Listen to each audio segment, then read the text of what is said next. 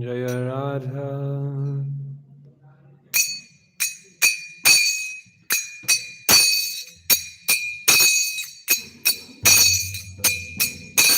Jaya Radha Madhava Kunja Bihari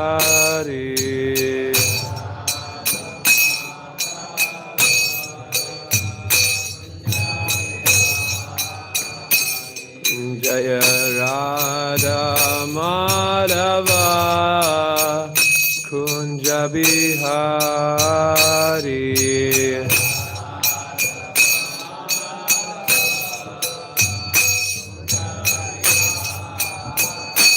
Jaya Gopi Janavallabha Girivaradari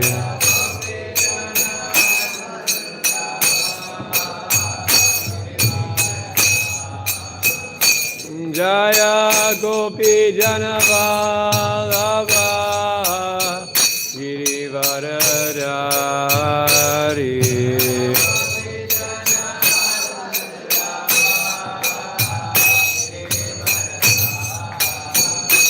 Jaya Jashoda Nandana Braja Jana Ranjana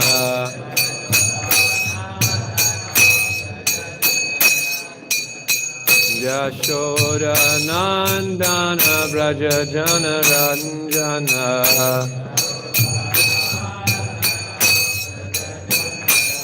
Jamuna Tira Vanachari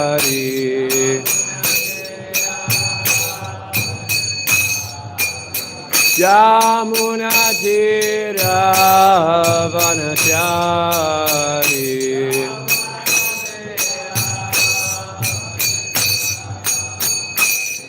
Jaya Radha Madhava Kunja Bihari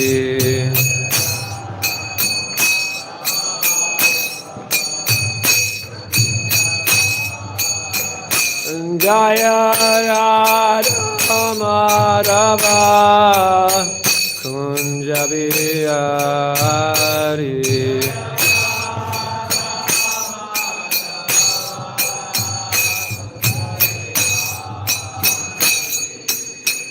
Hare Krishna, Krishna Krishna, Hare Hare, Hare Rama, Rama Rama, Hare Hare.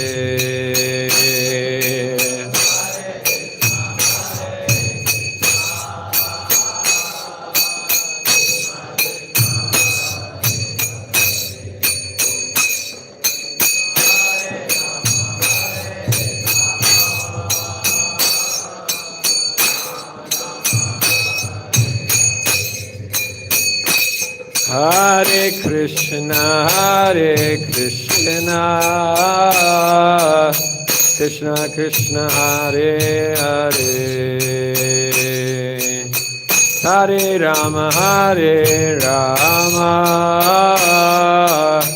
Rama Rama, Hare Hare.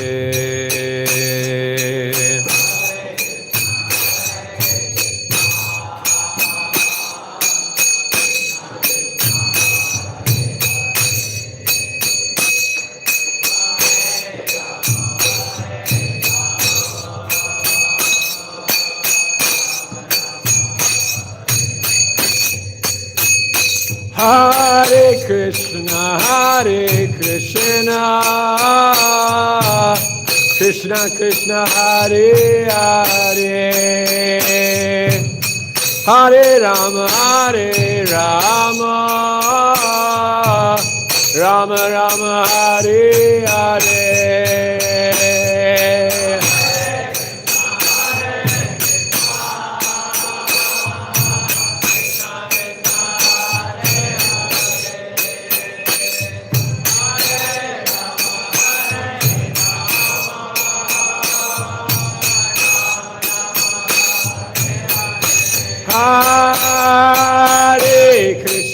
Hare Krishna,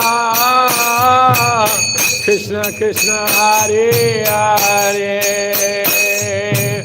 Hare Rama, Rama Rama, Hare Hare.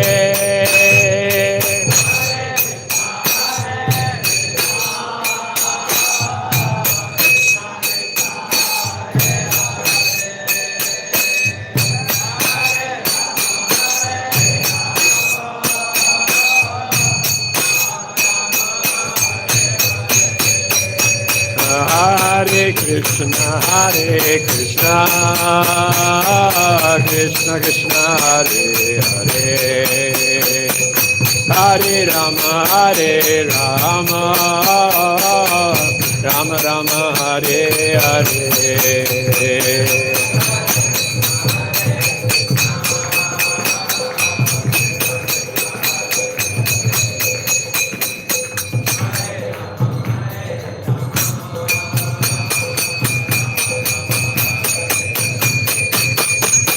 Hare Krishna, Krishna Krishna, Hare Hare, Hare Rama, Rama Rama, Hare Hare.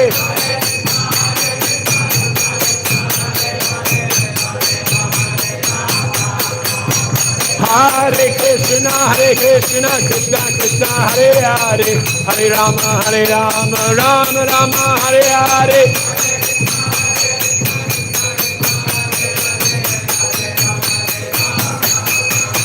Hare Krishna, Krishna Krishna, Hare Hare, Hare Rama, Rama Rama, Hare Hare.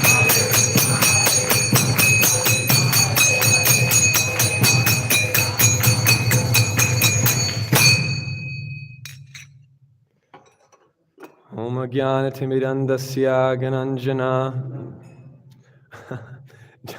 Jayam Vishnupad Paramahamsa Parivrajagacharya Ashtottara Shata Shri Srimad, His Divine Grace A.C. Bhaktivedanta Swami Srila Prabhupada Ki Jai.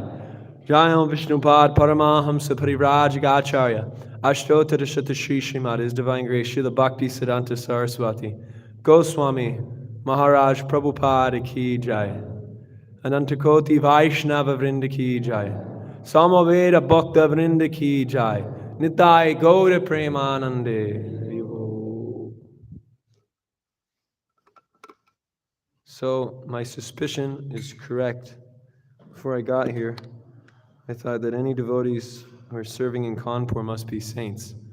But after being with you for the past few days, and the fact that you've tolerated and came to all my classes and listened attentively is confirmation that you are in fact all saints. So I'm very grateful to have come to Kanpur. Of course, I'll be here for a few more days, but I think this will be the last day I'll be speaking on the Bhagavatam in the temple. So it's been an honor to come here and associate with all of you. And thank you very much for tolerating me and encouraging me in my Krishna consciousness. Hare Krishna.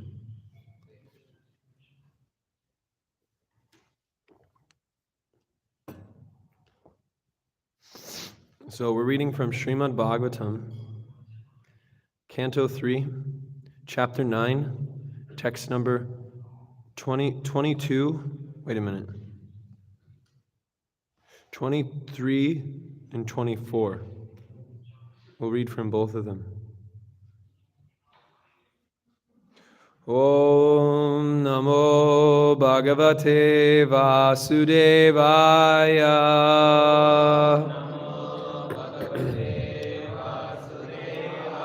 Om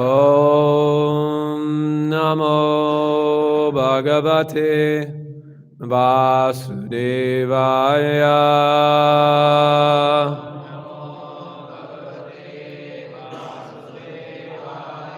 Om Namo Bhagavate Vasudevaya.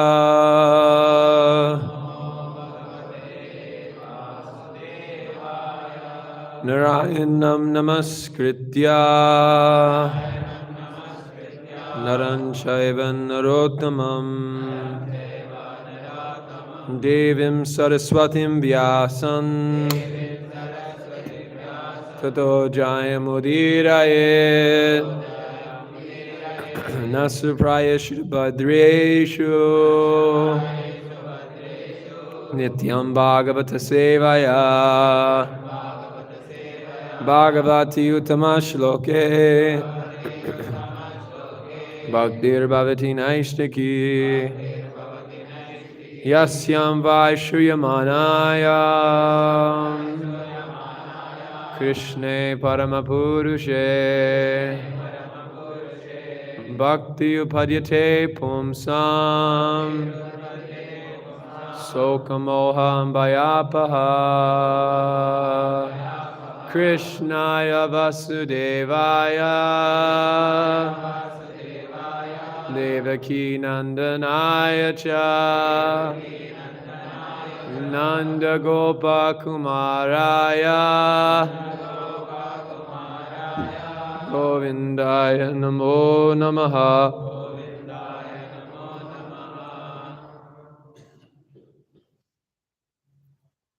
So, once again, Srimad Bhagavatam 3:9-23.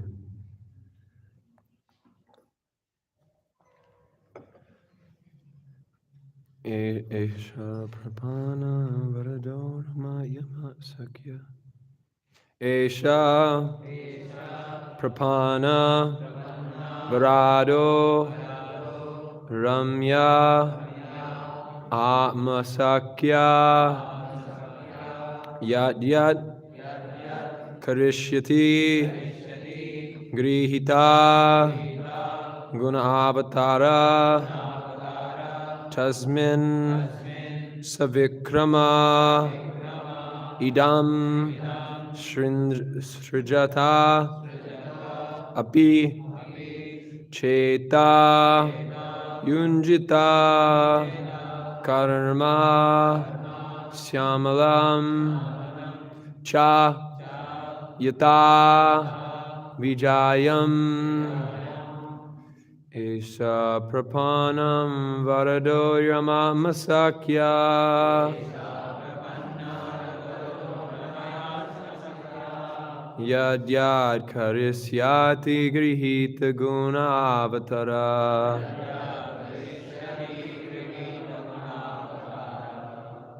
Tasmin Svavikrama Idam Srijo Picheto Yujita Karma Samalam Chayata Vijanyam Esha Prapanam Varadoram Yamasakya Yad Yad Hrisyati Grihita Gunavataraha Tasmin Svavikrama Idam Sajo Picheto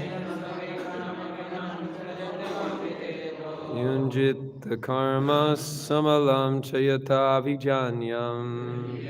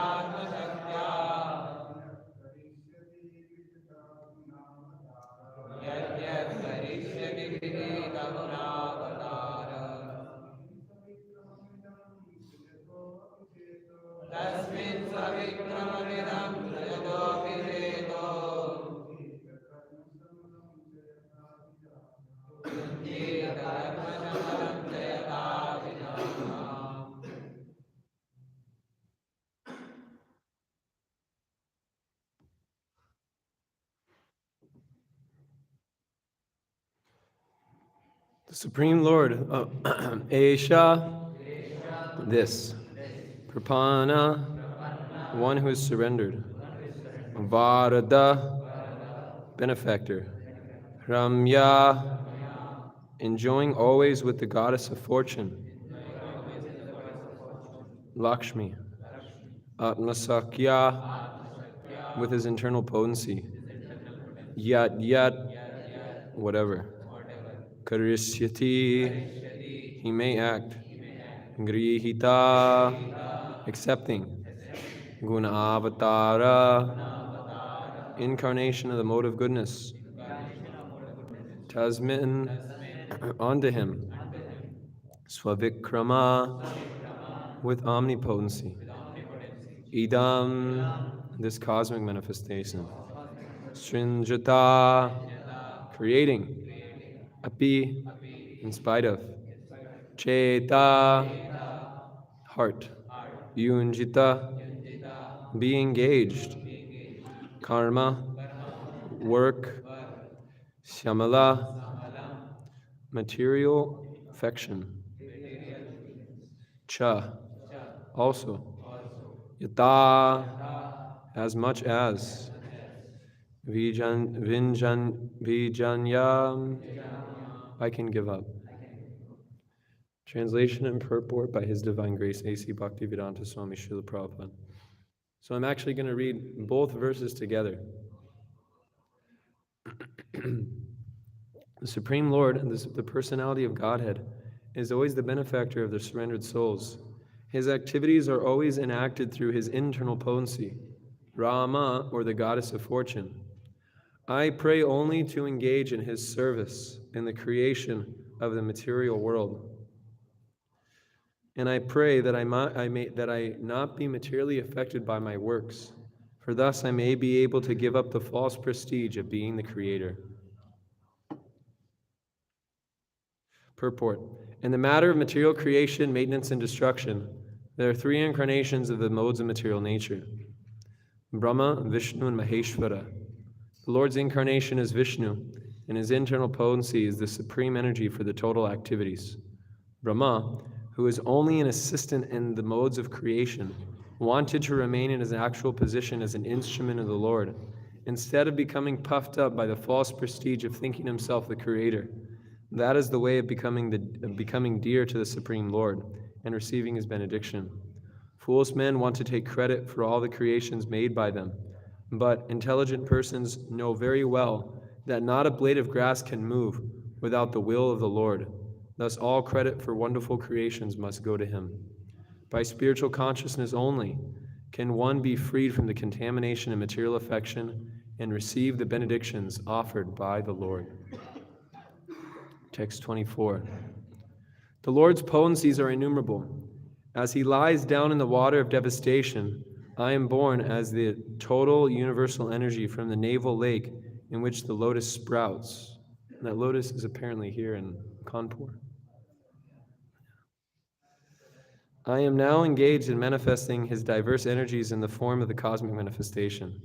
I therefore pray that in the course of my material activities, I may not be deviated from the vibration of the Vedic hymns. Purport. Every person engaged in the transcendental loving service of the Lord in this material world is prone to so many material activities. And if one is not strong enough to protect himself against the onslaught of material affection, he may be diverted from the spiritual energy. In the material creation, Brahma has to create all kinds of living entities with bodies suitable to their material conditions.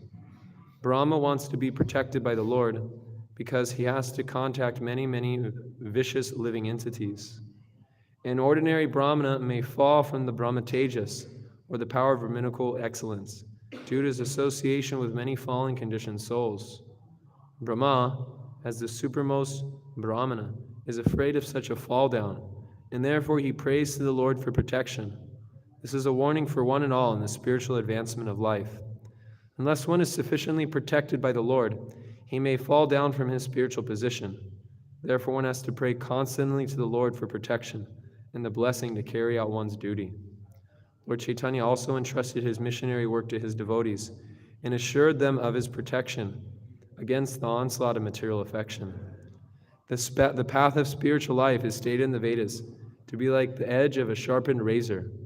A little inattentiveness may at once create havoc and bloodshed.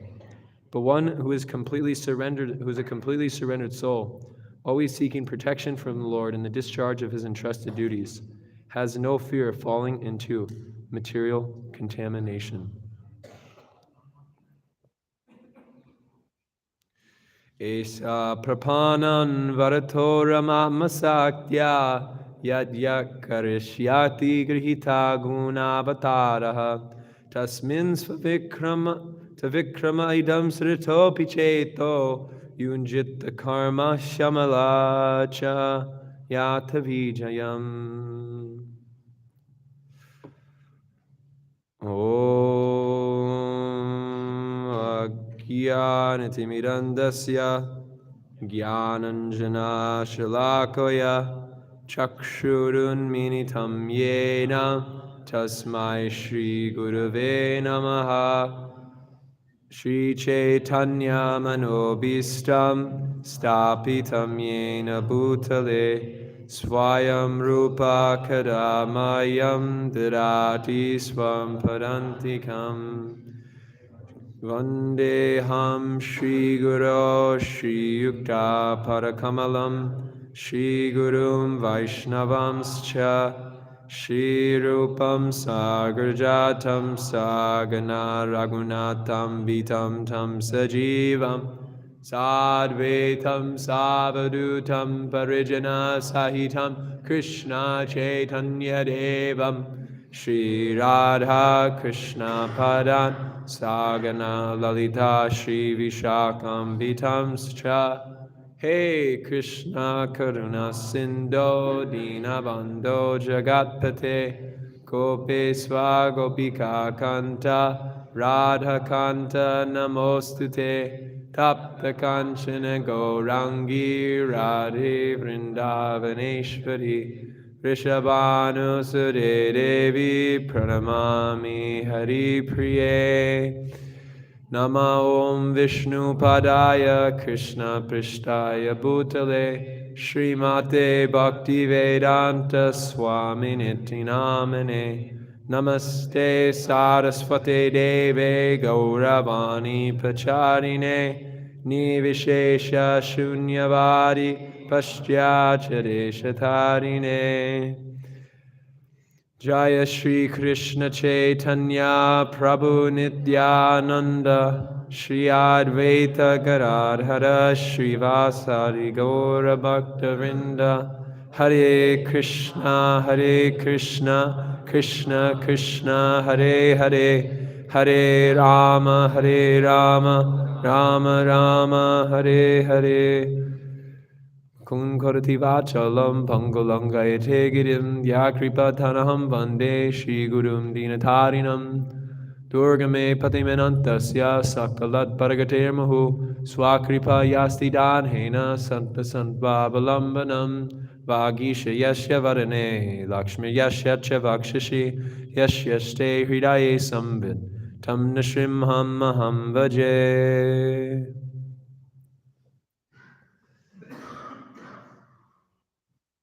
So, before we begin, I would like to read a quote from Srila Bhaktisiddhanta Saraswati.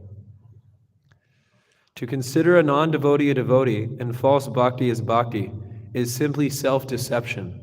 Unless one is fortunate enough to serve and respect devotees, he will continue to desire to fabricate that non-devotees are devotees.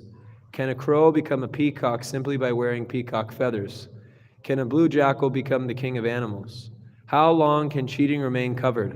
The truth will certainly be revealed. In the Bhakti Rasamrita Sindhu, Srila Rupa Goswami Pad gives a definition of what pure devotional service is.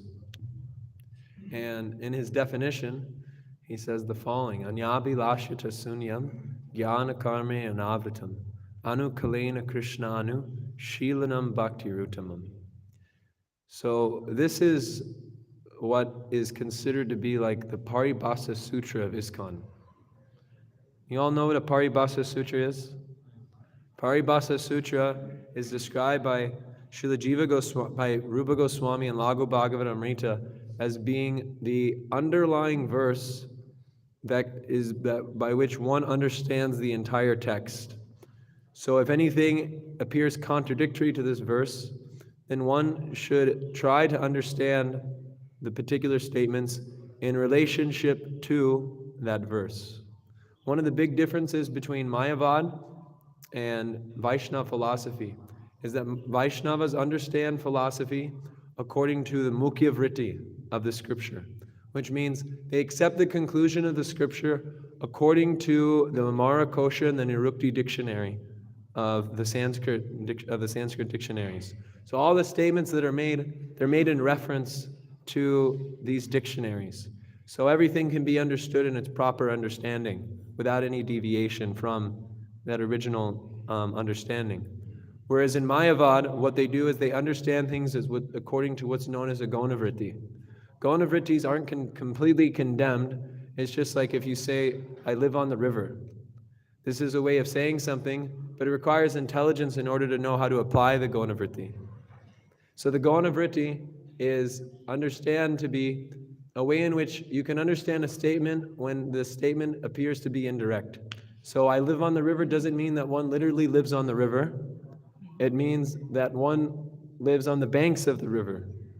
But it doesn't mean someone lives actually on the river itself. But Mayavadis, what they do is they take statements which are very direct and clear, and they apply a Gonavritti, which is an indirect determination without any reference to the Shastra. So this is what's known as Manodharma. This is what's known as mental concoction, mental speculation. So this is spoken out against by Srila Rupa Goswami Pad. So the Paribhasa Sutra of ISKCON is Anyabhilasha Sunyam. The Paribhasa Sutra of the Srimad Bhagavatam is Ete Kamsam Kalampumsam Krishnastu Bhagavan Swayam. So anytime impersonal statements may appear in the Bhagavatam, for instance, like when Dhritarashtra leaves his body, there's this description of how he's like gradually dissembling the material energy. And it could seem like an impersonal description if you read it. But when you understand things according to the Mukhya Vritti of the Srimad Bhagavatam, which is what the Acharyas are recommending we understand the Bhagavatam through, we understand it in relationship that Krishna is the Supreme Personality of Godhead. And so because Krishna is the Supreme Personality of Godhead, the Bhakta, Bhakti, and Bhagavan are always existing as different categories. So the Bhakta is the Jiva, the Bhakti is the process for the Jiva by which he connects with Bhagavan, the Supreme Ishvara, Parameshvara. So this is always present in Vaishnava philosophy, the distinction between Bhakta, Bhakti, and Bhagavan. So, Anyabhilashita sunyam, jnana karme anavritam, anukalena krishnanu, shilanam bhakti rutamam. So we should try to understand this verse very deeply, because our understanding of this verse and our application of this verse will determine the success of ISKCON within the world. The thing is that anywhere there's deviation that takes place within the course of history, those teachings become obstructed. And Krishna will now allow those teachings to be broadcast all around the world. And if they are broadcasted, they're broadcasted to a certain class of men who want to be cheated. As Srila Bhaktisiddhanta Saraswati used to say, the dupes and their underdupes. You know this word dupe? No. Okay, so dupe is like a fool. They're like they've been fooled, so they've been duped. And then an underdupe is someone who's being fooled by the fool. So the blind leading the blind. So Anyabhilashita sunyam is very important for all devotees in ISKCON to understand, contemplate, and apply in their life. So what is this Anyabhilasha Sunyam? Jiva Goswami gives a very elaborate commentary, as well as Vishwanath Chakravarti Thakur in the commentaries on the Bhakti Rasamrita Sindhu, in which they say that there's two sections of this verse that need to be understood. The Svarup Lakshanam, which is the primary consideration, and the Tatastha Lakshanam, which is the secondary consideration. So the Sarup Lakshanam, the primary consideration of this verse is Anyabhilasha Sunyam Jnana Karmena Avritam. Anu Kalena Krishnanum Shilanam Bhakti Rutamam. So Anu Kalena Krishnanu Shilanam Bhakti Rutamam. So Anu Kalena, Anukul means favorable. There's a favorable disposition in Krishna's service. And Anu Kalena, what it means is that one has the desire to want to please Krishna.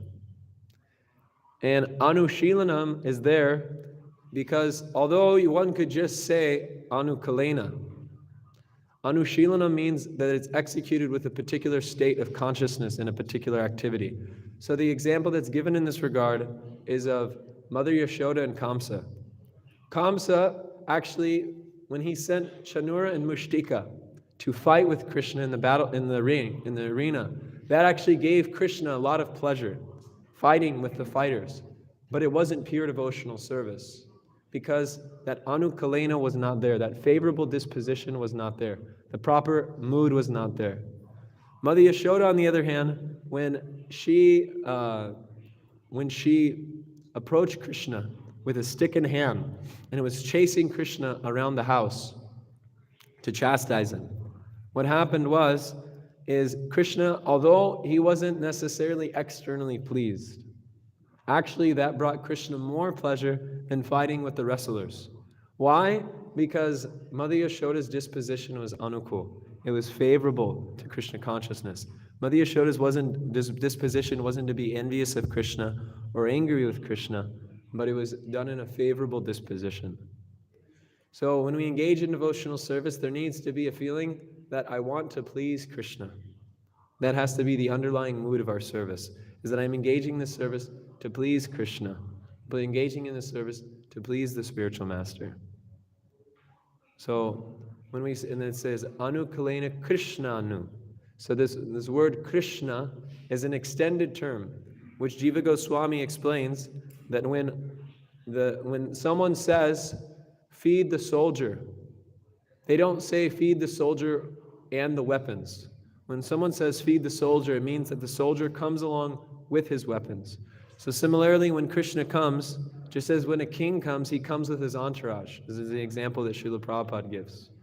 So he comes with all of his entourage. So this means that when Krishna comes, he comes with all of his paraphernalia and all of his associates, and these things are just as worshipable as Krishna. So worshiping the spiritual master also falls in the category of pure devotional service. Worshipping the Tadiya of the Lord also falls in the category of pure devotional service. And then Anushilanam. Anushilanam means activities which are to be cultivated. So Anushilanam means following in the footsteps of the previous acharyas with activities that they've prescribed. So there's two divisions to this shila, to this cultivation, that Jiva Goswami explains. There's Chaitasa Bhava, there's Chaitasa Rupa, and there's Bhava Rupa. Chaitasa Rupa are the external activities of devotional service.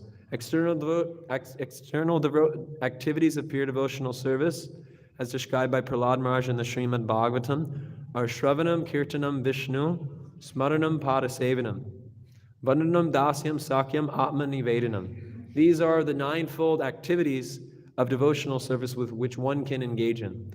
So these are the Chaitasa Rupa. And the Bhava Rupa is serving Krishna in a particular mood of devotion. So the Bhava Rupa develops over time, but still what it means for us is that there should be some feeling in our service.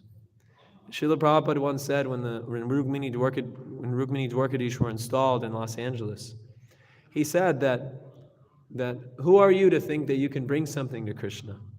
Who am I to think that I can bring something? But he said, and then he gets choked up and he said, but I brought this thing for you. So it is the feeling, Srila Prabhupada says, it's the feeling that they're accepting. So when we're worshiping the deity, when we're engaging in book distribution, when we're enchanting the holy name, what is it that Krishna is accepting? Is he accepting the external activity? No, he's accepting the feeling of the devotee. But it's done through the medium of these particular activities which are prescribed, because these activities have immense spiritual potency by which those feelings can be brought out when done with attention. So then it goes, Bhakti, Anukalena Krishnanu, Shilanam Bhaktir Uttamam. So Bhaktir Uttamam means this is the perfection of bhakti. So then Rupa Goswami goes on to explain in the Bhakti Rasamrita Sindhu that there's 3 divisions of devotional service. There is sadhana bhakti, which is divided into 2 divisions, Vaidhi and Raganuga. And then there's bhava bhakti, which is divided into 9 divisions. Or I think 9 divisions. I need to look more into that. But there's bhava bhakti, and then there's finally prema bhakti. So there's 3 divisions of Uttama bhakti. Devotees who are in ISKCON could be existing in any 3 categories. The general masses of devotees will be existing within sadhana bhakti. So the preaching mission of Srila Prabhupada, the preaching mission of our previous acharyas, is a mission which is particularly meant to facilitate sadhana bhaktas. And then there's also facility within the scope of that mission for the cultivation of devotees on the level of bhava and on the level of prema. It's not that there's not room for it, but the general preaching should be catered toward bringing people to the platform of sadhana bhakti. So that's a brief description of pure devotional service. So why am I describing this? Because in the verse, Brahmaji is saying that may I not become proud and may I not become deviated from the Vedic hymns. So what does it mean to become deviated? And this is a question we have to ask ourselves. Deviated, according to Srila Bhakti Siddhanta Saraswati, means apasampradaya. It means deviated or diverted from the original source. So pradaya means source, and sam means come from. So it's coming from the source. Apasampradaya means that connection with the original source has been severed.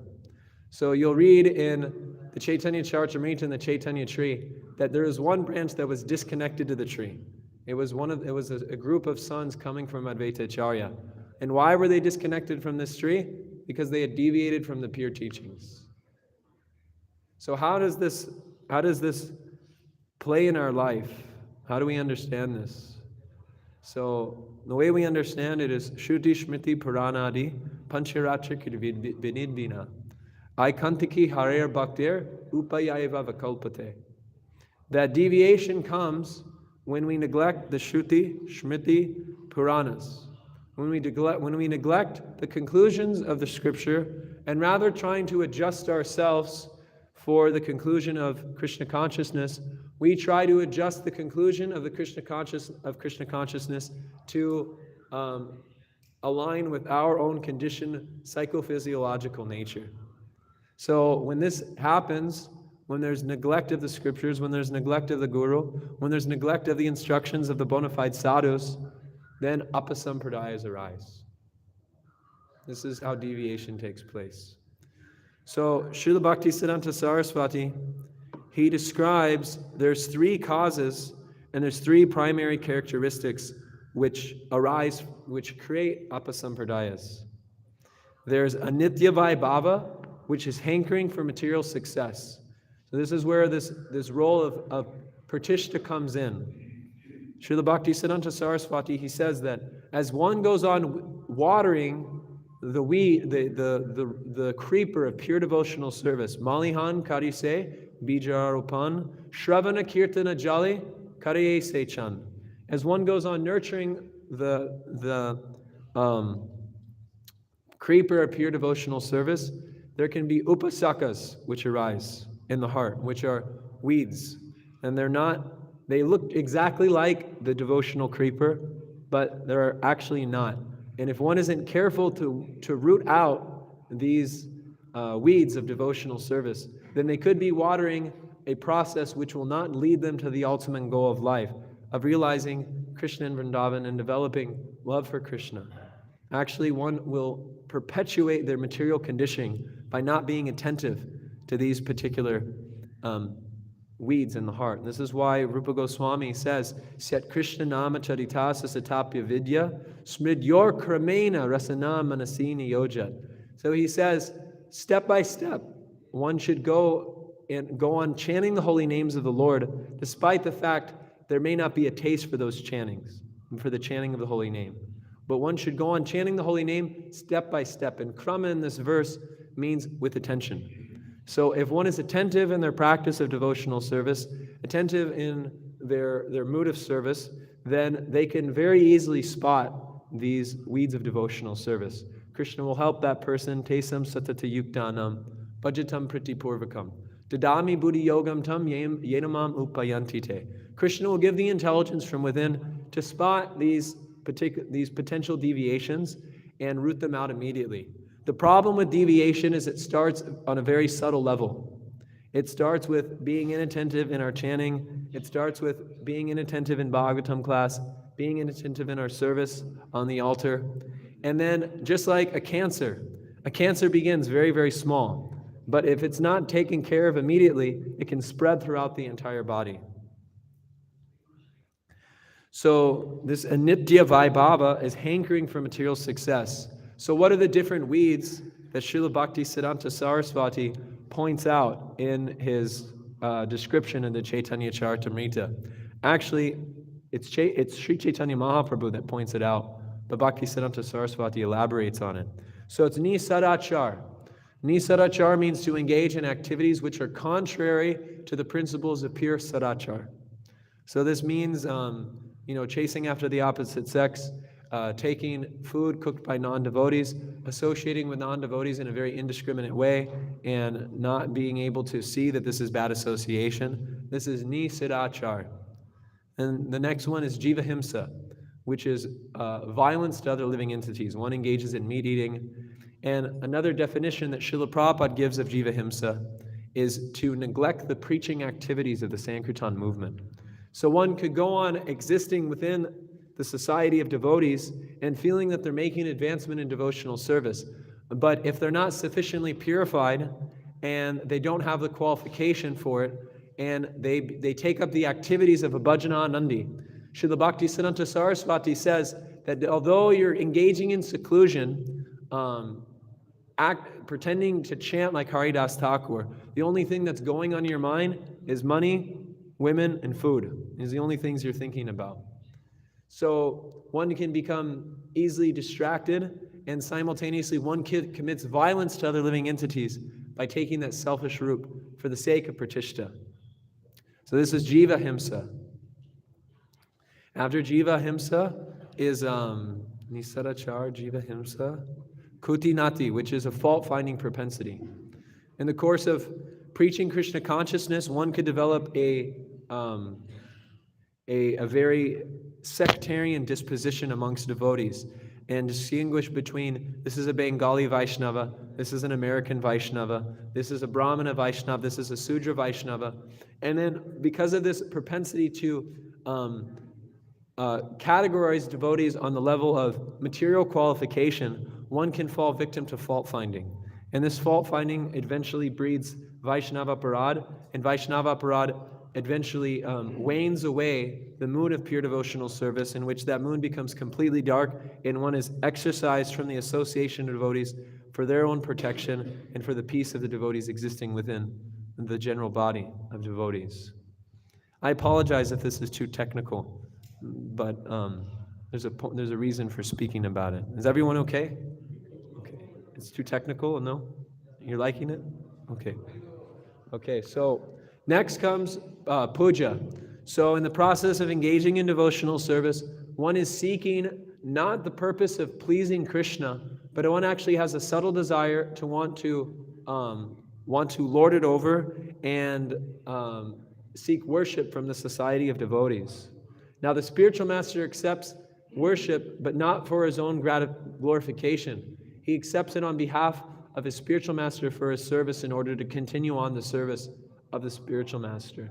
But in our own dealings, we should never put ourselves in a position where we are worshipped unnecessarily. One of the things that I've noticed that works, especially as someone who is a preacher, who is engaging with the public frequently, and could potentially fall victim to being praised, is that one should always try to do things which they're able to do. So if one is able to, one is able to wash their own cloth, if one is able to cook for themselves, if one is able to clean their own room, if one is able to do all these things by which one could subtly be worshipped by taking service from other Vaishnavas, then one can easily fall victim to puja. Even if they're not looking for it, it comes up subtly through having devotees engage in our service. So one of the things that I've noticed, wherever you go, you should always try to do your own laundry, no matter who you are. You should always wash your own cloth, and you should always make an effort in order to not ask for extra facilities. One of the biggest problems that we can face in our devotional service is this problem of entitlement, that I'm entitled to something. Even though we were dragged in through the back door and we don't even deserve to be here, we can feel that we're entitled to having a particular position. We can feel that we're entitled to so many facilities, and this creates an obstacle in our devotional service. So we have to avoid this entitlement. This entitlement is a very big danger in devotional service. Next comes labha, which is greed for some position. One thinks that if I can become a guru, if I can become a temple president, if I can become a manager, if I can become a voice leader. You see, this is how it can look like devotional service. Because someone could say, Prabhu, I want to develop a YouTube channel and I want to preach all around the world and attract so many people. But actually, what is the desire of the devotee? Is the desire to preach Krishna consciousness, or is the desire to attract followers? So this seeking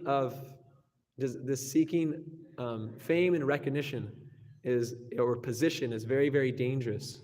So we have to always constantly check ourselves, and then simultaneously put ourselves in the association of superior Vaishnavas that can protect us. So then, finally, there's pratishta, which is the most dangerous of all anarthas in our heart. Srila Bhaktivinoda Thakur, in his commentary on the Manashiksha, when this pratishta comes up, first Raghunath Das Goswami compares pratishta to a dog-eating prostitute dancing in our heart. So these vivid descriptions are there. A prostitute is someone who's a completely shameless person, and they accept so many partners for their own glorification. So this desire for fame is very shameless, and then simultaneously she's eating rotten things, eating untouchable things. So this desire for fame, this desire for recognition, this is like a dog-eating prostitute within her heart. And who is she dancing with? She's dancing with deceit. Because we try to cover up that we're actually seeking this, and we try to pose ourselves as humble Vaishnavas when we don't actually have any humility. We fringe humility for the sake of recognition and fame. This is a very dangerous thing. Real humility means to be willing to do anything for the mission of the spiritual master. Humility does not mean to be a doormat. So sometimes we'll fringe humility for the purpose of being glorified, but we're not actually humble. So this is deceit. So this desire for name and fame, she's dancing with deceit within her heart. And because of their dancing there, the pure lady of devotion will never enter into the heart. This is what Raghunath Das Goswami says. And Srila Bhaktivinoda Thakur says that you have to give up this desire. You have to give up this desire pratishta immediately, because this desire for pratishta is so dangerous that it's the root of all anarthas. One can weed out all the anarthas within their heart, but if this desire for name and fame still remains, it acts as a seed by which all the anarthas can come back. If anyone has seen, like, when Tulsi is growing in like a wild place, like in Govardhan, for instance, at the ashram, they have some Tulsis that are just kind of growing in random places, and she'll shoot out seeds, and then those seeds will actually become small little Tulsi plants. They'll be growing out of the concrete and everything. So it's like that. It's like we root out one anartha, this desire for pratishta. Then we can remove all the seeds of other anarthas simply by rooting out this one anartha, this desire for pratishta. So then that's a list of this hankering for material success. It's a list of the prominent seeds which can be existing within our heart. So all three of these definitions of apasampradayas can fall into one of these categories of weeds of devotional service. Next, he says in his list of three, he says, kamanira kama, illicit sexual affairs. So one's engaging in devotional service. This is particularly common amongst the bowels and what's it called? The sahajiyas, prakriti sahajiyas. So the bowels engage in a very, very strange form of worship. They act like madmen, and they fringe moods of devotional service, and they simultaneously engage in illicit sexual activity, and they have extremely unclean habits. They're very bizarre. And within the category of bowel, there's owl and daravesh. Srila Prabhupada in his Chaitanya Charitamrita, he translates daravesh as a hippie, actually. It's like a mix. It's like a mix of different philosophies. So they have a mix of like Muslim philosophy, and a mix of some Vaishnava philosophy, and a mix of some Tantric philosophy. So it's this big mix-up. And all of this is going on in the name of Sri Chaitanya Mahaprabhu's teachings. And then the other, which it can fall into this kamani or kama, is prakriti sahajiyas. So prakriti sahajya means one who takes things cheaply. They take that which is aprakrita, and they bring it down to the material platform, and they make it prakrita. So they take the ecstatic, loving affairs of Krishna with his associates in the spiritual world, which is characterized by purity and the topmost love and devotion of selfless expressions of love. They take it and they bring it down, and they engage in illicit sexual activity for the purpose of imitating the pastimes of Krishna. And they use this as a reason for covering up their own conditioning. This is the main characteristic of the apasampradayas, is that they cover up their material propensities in the name of engaging in pure devotional service. So then, and then there's Mayavad, philosophical speculation. So within philosophical speculation, you can add the Jata Gosyais. So the Jata Gosyai are those who are coming in a lineage of Sri Chaitanya Mahaprabhu's different associates. Actually, they don't come in any lineage at all. They generally come in the lineage of disciples coming from those lineages. So, for instance, in West Bengal, in Mayapur, you'll find the Nityananda Vamsa. There's a lineage of Lord Nityananda's family. So they claim to be direct descendants of Lord Nityananda, but that's not actually the case. They are disciples of Virabhadra, who is the son of Janavamata and Lord Nityananda. So Virabhadra had a disciple, and then within that disciple, from that disciple is a lineage which comes. So they come in that family lineage of the disciple of Virabhadra. So this is Nityananda Vamsa. So how can Prakriti Sahajya and this Jata Gosyai and these various apasampradayas appear within ISKCON? They can appear within ISKCON if devotees take the pastimes of Radha and Krishna very cheaply, because it's said that if one hears the pastimes of Radha and Krishna prematurely, then the exact opposite of effect of hearing those pastimes will take place within the heart. Instead of actually being purified of those desires will actually grow and manifest. So we've actually seen this in the Gopi Bhava Club in 1975. Srila Prabhupada was in Los Angeles. There was this Gopi Bhava Club, and they were reading from Chaitanya Charitamrita. There's a men's group and a women's group, and they are only reading the sections of Krishna's intimate, loving affairs with Radha and Krishna, with Radha. They were reading all these sections of the Chaitanya Charitamrita without any consultation from Srila Prabhupada. Srila Prabhupada found out about it. He was completely furious. He's completely furious. And then he found out that one of the women actually had an abortion. So Srila Prabhupada said, just see their deviation. So even within ISKCON, we've seen this particular deviation. And don't think that we're not immune to these deviations. Just like Lord Brahma is praying in his prayers, he's praying, he's the creator of the entire universe, and his body is composed of pure intelligence. So it's not that we can't fall into a lower standard of devotional service. All these things are there, and the warnings are there from the acharyas in order to protect us. So we have to understand these apasampradayas, and we have to see how they can potentially creep into our own devotional life. Because pure devotional service is conducted on the basis of Tachjaradana Munayo Jnanavairagya Yuktayaha Pasyat Yatmani Chatmanam Bhakti Shruti Grahitaya. That devotional service should be practiced on the basis of knowledge and detachment, and it should be practiced according to what one has heard from the devotional literature. So then, how can this Jata Gosai creep into ISKCON? Jata Gosai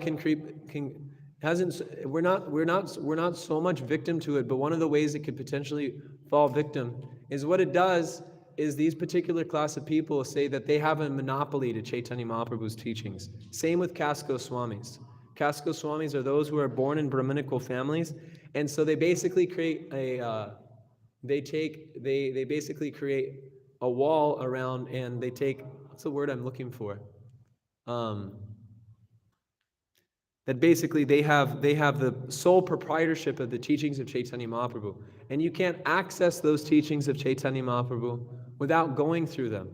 So one of the ways that this particular Apasampradaya can arise in ISKCON, and has arisen in ISKCON, is through people taking their position as absolute authority. So taking a position of being a manager, taking a position as being a leader, taking a position of being a guru, and using that not to facilitate devotees' devotional service, but to be a proprietor of people, property, fame, and so many assets. This is one way that this particular weed can creep into our devotional life. And then the next Apasampradaya is known as a Karta Bhajana, which is they worship the guru as being non-different from God. So this is very prominent in West Bengal, and they have some following. And they basically make the guru everything, and that there's no need to go to Krishna, and ultimately any chanting of Krishna's names that take place is due to the fact that the guru is ultimately God. So this can creep into ISKCON when we fall into like a guruship mentality, when we fall into like, dividing ISKCON according to different gurus and not seeing how they're all cooperating for the purpose of serving Srila Prabhupada. This particular anartha arose very heavily in 1970 when Srila Prabhupada was in New Vrindavan. And basically there was a group of 3 sannyasis that were claiming that Srila Prabhupada was God, and they were propagating this philosophy amongst the various devotees. So this is very extended, and I apologize if it was a bit technical to take it all in. But I feel there's a strong need for us to understand these things, because we can often think that because we're existing in an institution and things and material facility is so easily available within the ISKCON that we live in today, that we're protected. But actually, we have to create a culture within the society of devotees by which we can be protected. Because the nature of the material world is that things gradually degrade, and things gradually lose their purity. So we have to constantly be checking our own purity. We have to constantly be checking in on our own motives. And simultaneously, we have to be developing a strong fidelity to Srila Prabhupada's books and teachings. Because actually, a lot of people, they just think of Srila Prabhupada as someone that spread Krishna consciousness around the world. That's there, and it's definitely a glorious achievement. But not only that, if you study historically, the direction the Gaudiya teachings were going in after Bhaktivinoda Thakur and Bhakti Siddhanta, they were heading in the direction of falling into the hands of all these upper sampradayas again, because the Gaudiya Math's preaching had stopped completely. So Srila Prabhupada, through writing his books, what he did is he actually preserved and protected the Siddhanta of the Gaudiya Vaishnava tradition. Siddhanta bole chitte nakara alash, iha hoite Krishna lage sudrit manash. So he gave devotees the ability to speak on Siddhanta properly. And he gave devotees the ability to understand Krishna in truth. Janma karma chame divyam evam yo veti tattvataha. Tvakva deham puranjanma naitimam iti sorjana. The way we access the spiritual world isn't through sentiment and it isn't through mental speculation. As Srila Rupa Goswami explains in the first section of that pure devotional service, Anya Bilasha Chasunyam, it has to be free from material desires, and it has to be it can't be covered over by jnana or karma. So, Siddhanta Bole Chitte Nakar Allah. So Srila Prabhupada, he gave us, not only within his books did he create the foundation for his ISKCON, but he actually created the foundation by which the entire Gaudiya Vaishnava Sampradaya could be saved and protected. And that his books, as he says, they will act as law books for the next 10,000 years. So what does that mean? What does that statement mean? He said this statement only one time to Rameshwar and Tamal Krishna Maharaj. But what does it mean that these books are law books for the next 10,000 years? Does it mean that they're like law books for like the Manu Samhita? No, what it means is that these are the books which will establish the Siddhanta of pure devotional service, Anya Bilashita Sunyam. So within the protected walls of Srila Prabhupada's books, within the protected walls of Srila Prabhupada's Vani, we can protect ourselves against deviation. Through a regular study of Srila Prabhupada's books, we will be able to protect ourselves from deviating into apasampradayas. So we have to develop what's known as vivek, transcendental discrimination. And that's what this Siddhanta Bole Chitte Nakar Alash means, that one shouldn't be shy in discussing Siddhanta. Siddhanta means, according to Krishnadas Kaviraj Goswami, Krishna Tattva, Bhakti Tattva, Bhava Tattva Sar, Prema Tattva, Leela Tattva, Rasa Tattva are. That the different tattvas, Krishna Tattva, Bhakti Tattva, Bhava Tattva, Prema Tattva, Leela Tattva, Rasa Tattva, these are the different tattvas that need to be understood. And in order to enter the spiritual world, one has to be completely free from any misunderstandings. This is one of the anarthas in the heart. Tattva Viprama, misunderstandings of the conclusion of Siddhanta. So if we're not in alignment with the proper Siddhanta, then the cause of that will be, we will have improper conduct.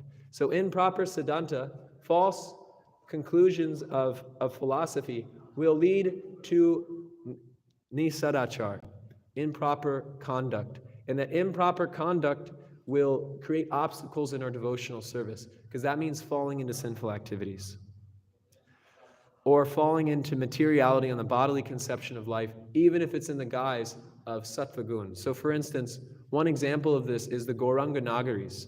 Gauranga Nagaris are people who worship Chaitanya Mahaprabhu. They actually have very good habits. They follow the four regular principles. They're vegetarian, and they do everything that we do on an external level. But they have a philosophical misconception. So that philosophical misconception is that Chaitanya is meant to be a Nagari. He's meant to enjoy. So they put themselves in the position of being a Nagari, and due to that, they take themselves as being enjoyed by Chaitanya Mahaprabhu, just as Krishna enjoyed with the gopis.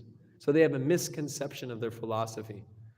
And then another misconception of philosophy is Saki Bekis. This kind of falls into the realm of Prakriti Sahajya.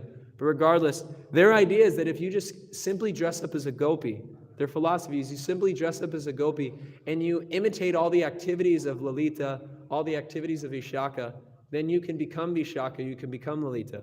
This is Mayavad. So this is a philosophical misconception.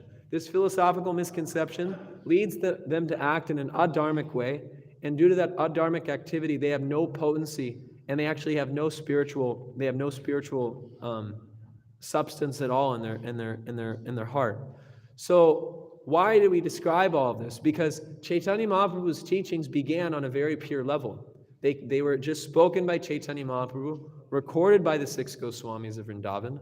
But in the course of time, those teachings were neglected, and those teachings, there was deviations within those teachings. So one of the reasons why Narottam Das Thakur, Srinivasacharya, and Shyamananda Pandit were sent to Bengal was because the books needed to be established. The books of the six Goswamis needed to be established within West Bengal in order to preserve the Siddhanta. So Srila Prabhupada is perfectly representing that Siddhanta, and he's actually saved the entire Gaudiya Vaishnava Sampradaya and is guaranteed its succession into the future. That even if there are deviations within ISKCON, even if there are deviations within the Society of Devotees, due to Srila Prabhupada's books being there, the Siddhanta has been preserved. And so anyone who reads those books has the ability to engage in pure devotional service. So we have to guard against these deviations by scrutinizingly studying Srila Prabhupada's books. And Srila Prabhupada explains that by scrutinizingly studying the Srimad Bhagavatam, one can overcome all the aparads in one's own chanting, in nam aparad. And by overcoming the nam aparans, one can begin to chant Shuddhanam. And Kirtane Prabhave, Smarana Swabhave. That through this chanting of the pure name of Krishna, then one will come to the perfection of life and realize their spiritual identity in the authorized way. So when we say everything is in Srila Prabhupada's books, it's not just an exaggeration. Everything's in Srila Prabhupada's books because from the Sambandha, the Abhideya, and the Prayojana, everything is there in order to facilitate a devotee's advancement. And then simultaneously, the entire Siddhanta is contained within Srila Prabhupada's books. We can understand all the tattva that we need in order to make progress in Krishna consciousness simply through a scrutinizing study of Srila Prabhupada's books. And then someone may ask, well, what about other books? We can read other books. Srila Prabhupada encouraged his disciples to read the books of the previous acharyas. But those books should not be understood separately from the conclusion of Srila Prabhupada's books and separately from the preaching mission of Srila Prabhupada. Everything needs to be understood to corroborate the teachings of Srila Prabhupada. So everything needs to be understood in relationship to advancing the Krishna consciousness movement and preserving the movement of Sri Chaitanya Mahaprabhu and allowing that movement to gain full potency. When devotees are properly established in Siddhanta and properly established in Sadachar, they become empowered to preach the message of Sri Chaitanya Mahaprabhu. We see this with Haridas Thakur. When Sanatana Goswami met Haridas Thakur, he praised him because he said, some people preach but they don't behave properly. And some people behave properly but they don't preach. But you behave properly and you preach. So as members of ISKCON, as followers of Haridas Thakur, as followers of Rupa Goswami, as followers of Srila Prabhupada, we have a duty in order to preach properly and behave properly. And all of this can be achieved through a scrutinizing study of Srila Prabhupada's books and then simultaneously through the pure chanting of Krishna's names. In this way, through pure chanting and study of Srila Prabhupada's books, we can cultivate the proper humility needed in order to feel ourselves dependent on Krishna's protection in order to not be deviated from the pure Vedic sound vibrations. Om Tat Sat. So if there's any questions, and once again, I apologize if this was technical, but it's something I've been meditating on for the past few months, and so I felt it was a good opportunity for me to share a few thoughts I've been having on it. But I apologize if this wasn't inspiring for you. Some people don't like technical, so. Yes, Prabhu.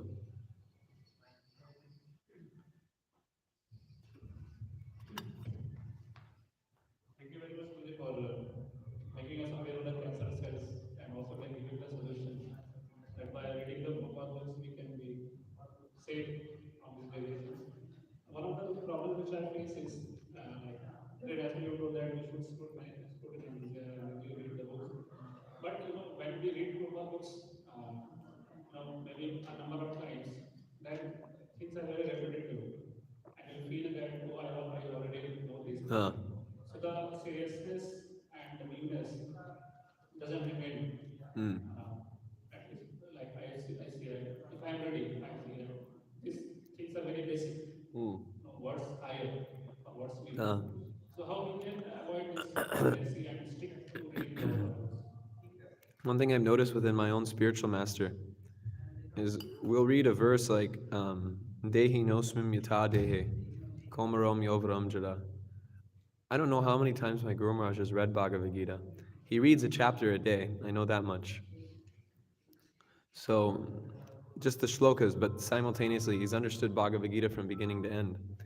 And one thing I've noticed with him is that over small things, like for instance, during the month of Kartik, that verse that we discussed yesterday, that Vitaraga Bhayakroda Manmaya Manupashita, we discussed that verse for an entire month in Kartik. And we just looked at it from all different angles of vision.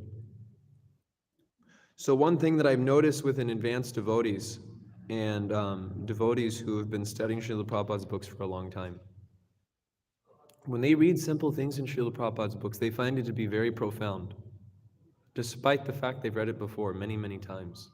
So I would say that if we're having that feeling, I heard Devvrata Maharaj say in a class once, he was saying that if you read Prabhupada's books once, twice, thrice, and you're having this feeling that maybe I don't need to read them anymore, maybe I already understand the philosophy, then he challenges the devotee, you go and read it again.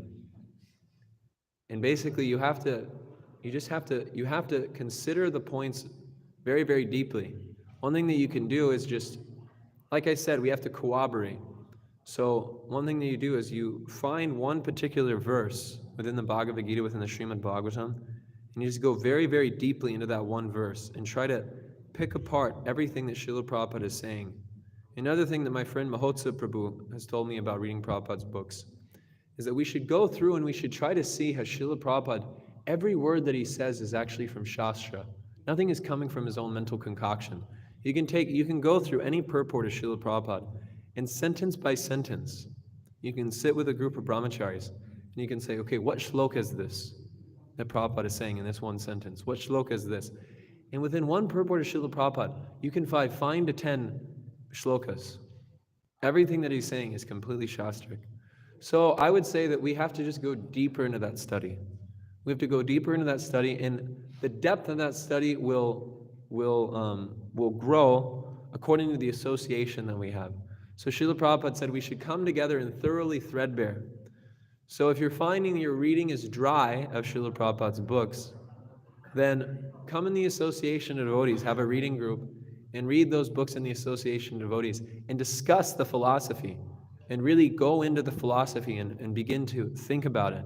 And then simultaneously, develop a habit of transcendental contemplation. Develop a habit of contemplating the philosophy constantly. This is why it's important for brahmacharis to be, preaching. Is because by being in that flow of preaching, one can be in a constant flow of contemplation.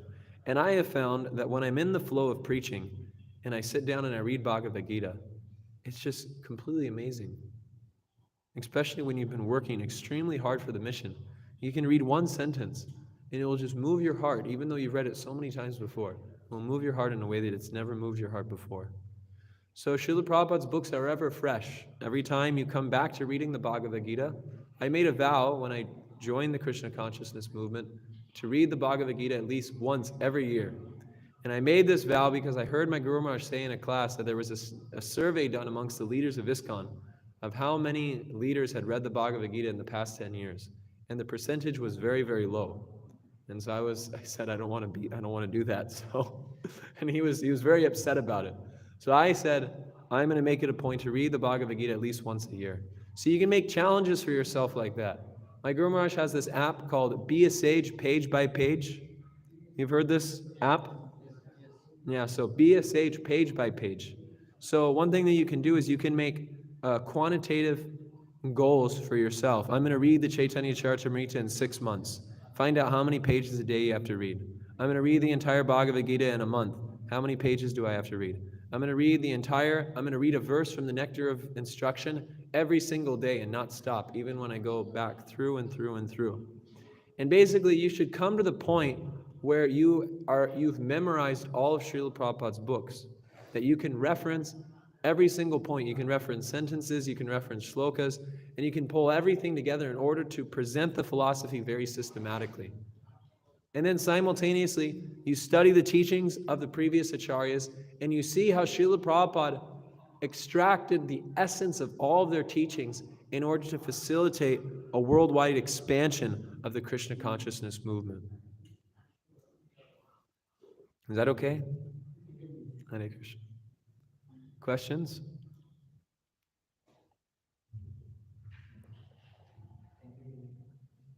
You like in this Pratishtha, you was telling that we posing ourselves humble for the sake of getting name. Mm.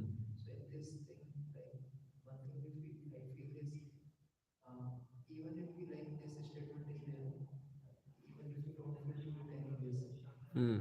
humble feel for obeisance. Yeah. So if we like do act little humble what we are more than that, then it somewhere or other helps us to grow ourselves. And on the other way, if we act what we are, then it makes us somewhere or other kind of shameless.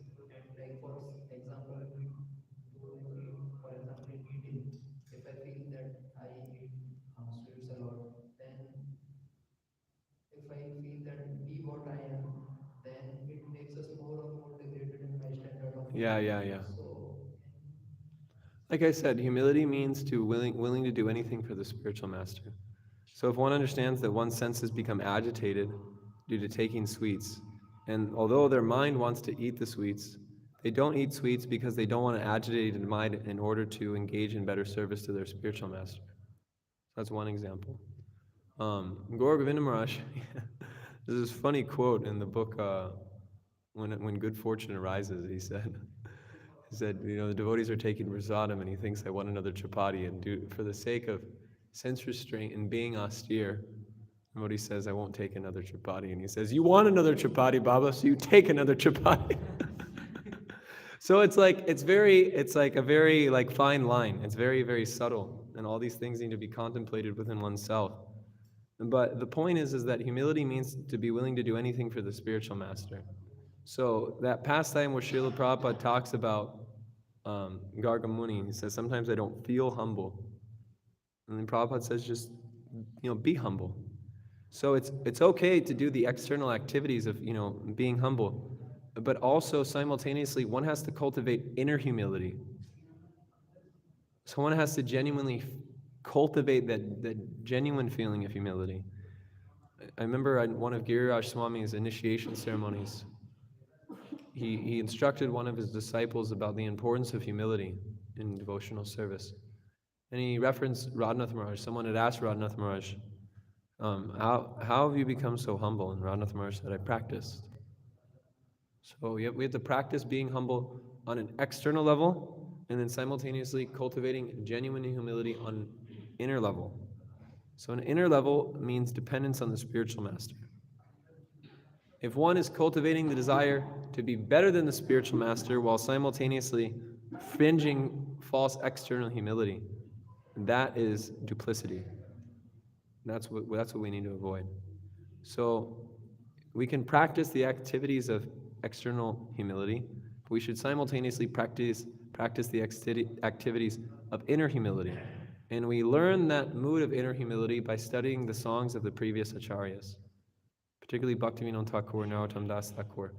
By reading the songs of the previous acharyas, we see what actual humility is, internal humility. So if we're cultivating that humility alongside cultivating the external activities of humility, then that's good. But if we're just engaging in the external activities while not cultivating inner humility, that's duplicity. That makes sense?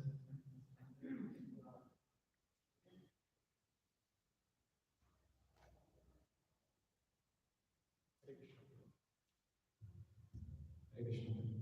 Guruji, you mentioned that Jiva Himsa, that if you are not preaching, one meaning of Jiva Himsa is like eating, I mean, meat raw. And another is if you are not preaching, that is also Jiva Himsa. I'm not able to understand this.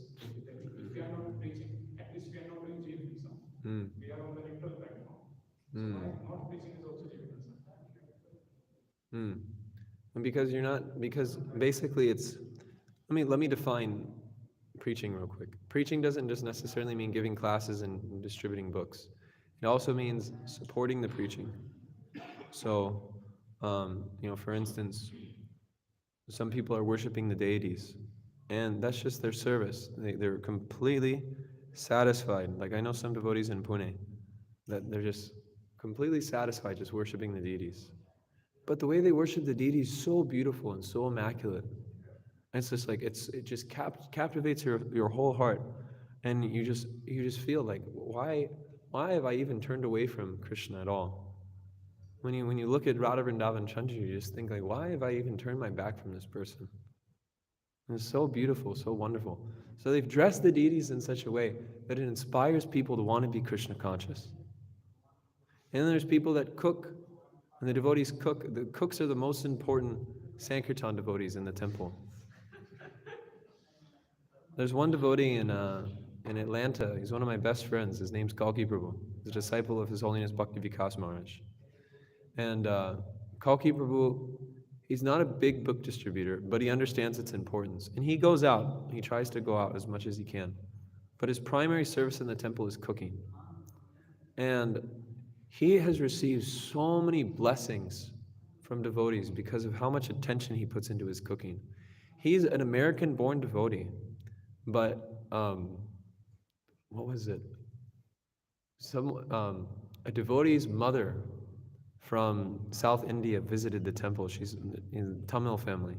So they were visiting her son, who was the temple president. And I think he made a comment that Kalki Prabhu's sambar was better than his mother's. So you can just imagine so much love and devotion he puts into cooking. And from his cooking, he's able to inspire the devotees in their service. And during like the December marathon, what they do is, these guys go all out for the December marathon, and they don't like have, like systematic different schemes in which different people can be engaged. Their only scheme is we're going out every day for long hours. That's their only scheme in distributing books. We're going out for 7 to 10 hours a day, distributing as many books as we can every day for the month of December, except on Sundays because we have our Sunday feast. So that's their mood. So during the Sunday feast, for the time consideration, they go out very early. They go out around like 11 or 12. So what they do is they cook a big breakfast in the morning, which is the lunch also. So all the devotees take breakfast and then they pack their tiffins, and then that's their lunch for the afternoon. But in the evening, when they come back, Kalki Prabhu cooks like all these nice preps. So sometimes he cooks like bread and butter, and sometimes he cooks cinnamon rolls, and he cooks like all these different unique preps that they don't have any other time of the year except for the month of December. And then it gives so much inspiration to the devotees actually, because they get back and they've been working hard and they're all ecstatic, and then they're all sharing their stories of how they went on Sankirtan, and they're getting to eat the special prasadam with hot milk, and it's a very wonderful atmosphere to be in.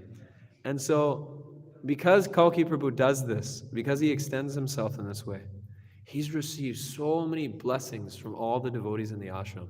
Mahotsa Prabhu is the #1 book distributor in the entire world.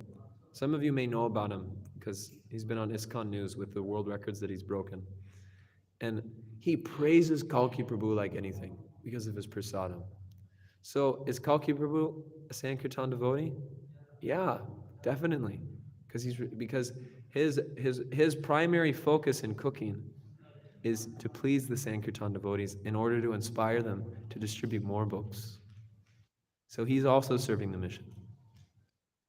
So, and then, what about a person who's like a janitor, like a maintenance person? They keep the temple clean. A clean temple keeps a very sattvic environment, which devotees can be more productive in their service. So the point that I'm making is that ISKCON is a big family, and we're a big network, and we're working for the purpose of expanding the Krishna consciousness movement. There'll be frontline preachers, and they're like considered to be like soldiers. We have leaders, which are considered to be like generals. We have one devotee in LA. His name's Brigupati Prabhu, and we call him Bhishma. grandfather Bhishma, because he's like he's a general, but every day he goes out and he fights and he distributes Srila Prabhupada's books. But then we have leaders who are like generals that are like creating the strategy for expanding the mission. And then we have, maintenance people. We have people in the health department. We have so many things. All these people are existing for the purpose of making everyone Krishna conscious. We have one devotee in LA who's like a maintenance devotee. And he just helps in the gift shop. He helps in the restaurant. He serves out prasadam every day. He's extremely humble. His name's Krishna Prasad. Krishna Pad. And I heard a story that he was once serving in the kitchen with one devotee.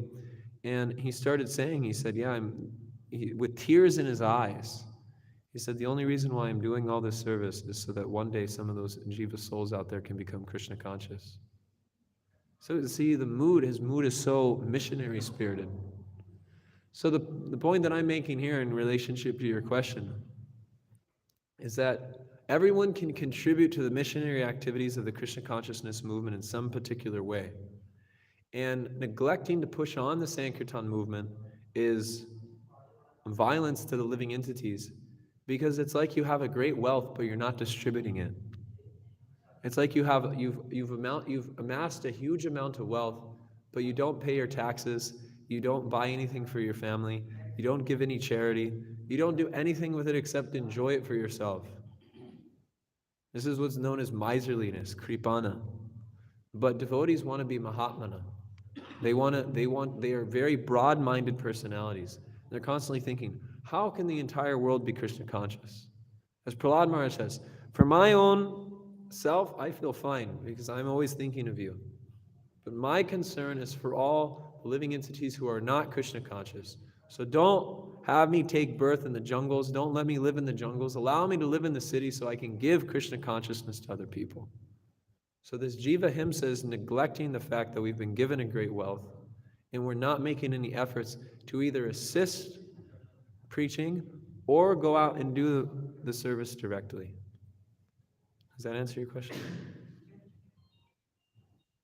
There are some other questions over here, I think. This will be the last one because it's getting late. Hare Krishna Guru. Well, you were mentioning it how Srila Bhaktivinoda Thakur mentions about three causes of these deviations. Yeah. So first thing was about hankering for the material things. Yeah. You named it also something. Second thing was about this. Was it illicit sex desire? Illicit sexual affairs. Okay. Third thing I couldn't get that. Mayavad. Maya. Mayavad. Philosophical speculation. Yeah. Like it was very relevant. Yesterday there was today's class. Yesterday also we spoke about having how to have a personal affection for the Lord while doing our devotional service. And today is also topic how we should be careful. We have heard about this apasampradayas, but generally we have always seen them as something different from what we are practicing. Yeah, correct. But this meditation of how they can also come in our practices, this is like first time for me to see that. Yeah. Yeah. If you want to learn more about this particular topic, there's 3 books I can recommend to you. Bhakti Siddhanta Vaibhav by Srila Bhakti Vikas Swami Maharaj. Bhakti Siddhanta Vaibhav. There's a section called Deviant Vaishnav Groups. I think it's chapter 10 in book 2. And then there's a book called Apasampradayas, Deviations from the Pure Teachings by Suhotra Maharaj. It's called his paper is called Apasampradayas. That's available for free on the internet. I can send you a PDF if you'd like. And then the third one is a book called Getting the Mercy by Chaitanya Chandra Prabhu, which is actually a book about book distribution. It's in the last section entitled, I have it here.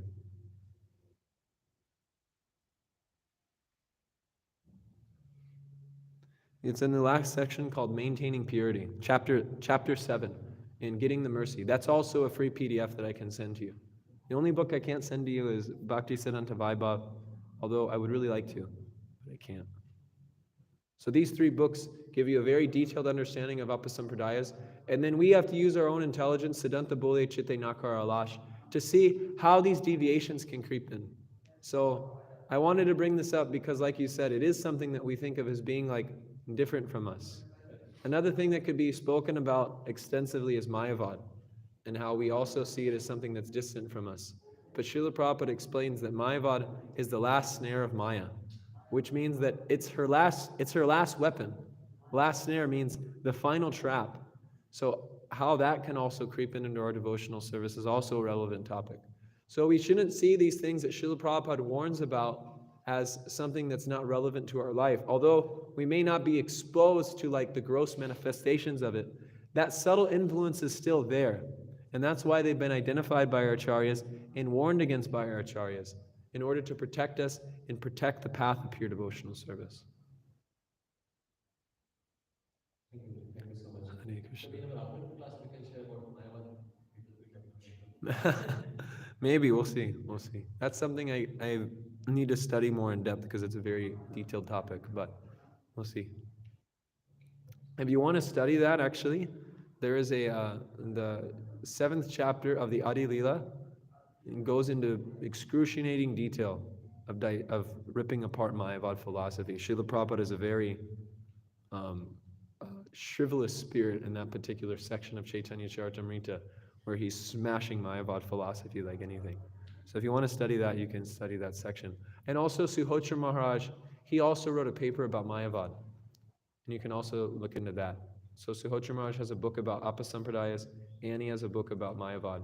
So you can look at those two papers, and you can also look at the paper from, not the paper, the chapter from Adi Lila. Chapter 7, Adi Lila. Yeah. Okay, I apologize for taking so much time. It's 9:46, you're probably all very hungry. Please forgive me if I've committed any offenses by making you wait and starve. Thank you very much. Hare Krishna. Ancha kalpatarum vistya kripa sindhudevacha patitanam bhavanebhyo vaishnavebhyo namo namaha tande nichaya trinakam pariyorni patyat kritvasakakam sate tadaham bravimi he sadhava sakalameva vihaya durat gauranga chandra charane Gurutana ragam